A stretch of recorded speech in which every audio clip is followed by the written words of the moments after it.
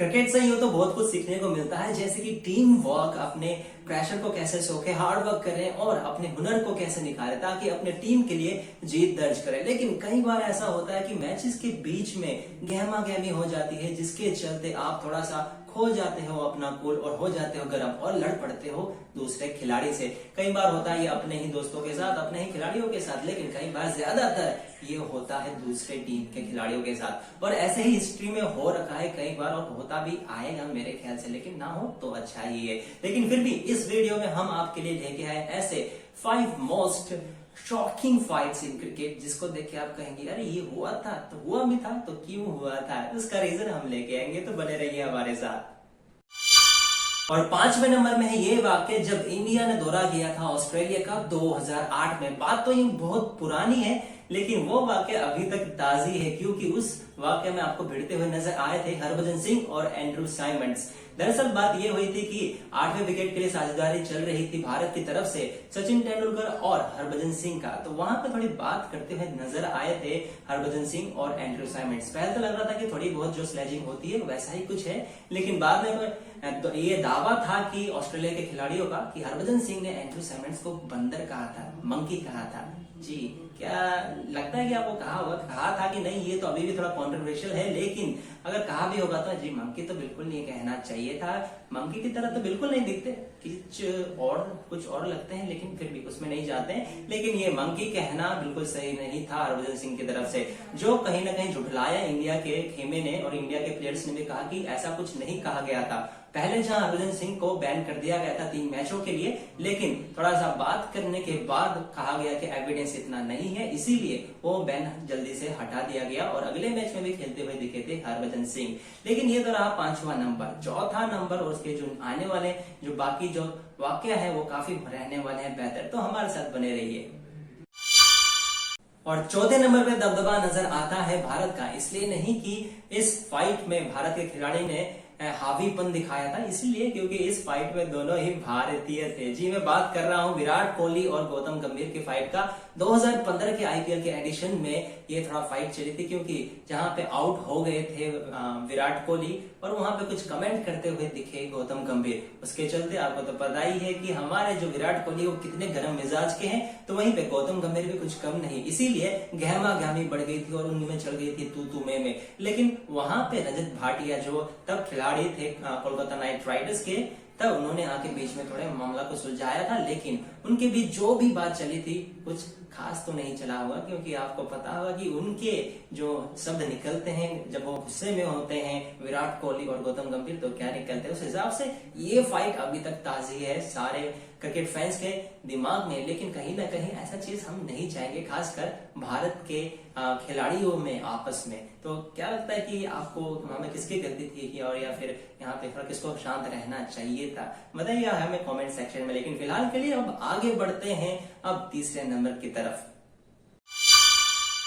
जब 2 खिलाड़ी आपस में लड़ पड़ते हैं तो उनके खेमों के लिए काफी मुश्किल होता है कि उन खिलाड़ियों को संभालना। लेकिन ये मुश्किल कितनी बड़ी हो सकती है आप इस बात से अंदाजा लगा सकते हैं कि पूरी की पूरी ही टीम आपस में भिड़ गई थी। जी नंबर 3 में हम 2020 के अंडर 19 के वर्ल्ड कप के फाइनल की बात कर रहे हैं, जब अंडर 19 बांग्लादेश और अंडर 19 इंडिया का खेमा आपस में भिड़ गया था। बात ये हुई थी कि जीत गई थी वहां पे अंडर 19 का खेमा और खुशी मना रही थी, जश्न मना रही थी, तो वहीं पे दुख और गुस्सा था इंडिया के अंडर 19 के खेमे में। तो बात जहां थोड़े जोश और गुस्से के बीच में सपोर्ट स्टाफ कहीं ना कहीं आपस में भिड़ गए थे, भले ही वो जानबूझ के हो या गलती से हो, लेकिन उसके चलते कहीं ना कहीं पूरा का पूरा टीम और सपोर्ट स्टाफ आपस में भिड़ता हुआ नजर आया, जो कहीं ना कहीं क्रिकेट मैच से बदल के हमको कुश्ती का मैच पूरे टीम का और ऐसा दिखने लगा। लेकिन वो ऐसा नहीं था कि पटक पटक के वहां पे मारा गया था, लेकिन थोड़ा पूरा नीला और जो हरा है वो आपस में मिलता हुआ दिखा था, ऐसे लड़ते हुए दिखे थे हमको। लेकिन उम्मीद यही है कि वो ज्यादा बड़ा नहीं हुआ होगा और ऐसा कुछ इंसिडेंट हमको आने वाले समय में देखने को नहीं मिलेगा, इसकी उम्मीद हम बिल्कुल नहीं रखते। लेकिन उम्मीद आप जरूर रखिएगा जो दूसरा नंबर और पहला नंबर है वो होने वाला है बेहतरीन। और ये दूसरा नंबर है बहुत है खास, क्योंकि इस नंबर में आपको देखते हैं दो आर्च राइवल टीमों के खिलाड़ी आपस में भिड़ते हुए। जी मैं बात कर रहा हूं माइकल क्लार्क, ऑस्ट्रेलिया के माइकल क्लार्क और इंग्लैंड के जेम्स एंडरसन। क्योंकि बात ऐसी थी 2013 की जो एशेज सीरीज थी, जो कि काफी बड़ा सीरीज रहता है, वो खेला जा रहा था गावा में और वहां पे बल्लेबाजी करने के लिए आए थे जेम्स एंडरसन। जी मैं बात नहीं कर रहा माइकल क्लार्क की, बल्लेबाजी भी करते हैं, ऐसी बात नहीं है जेम्स एंडरसन, तो वो करने के लिए आए थे और वहां थोड़ी बहुत बात शुरू हुई थी, स्लेजिंग शुरू हुई थी वहां पे जॉर्ज बेली और एंडरसन के बीच में।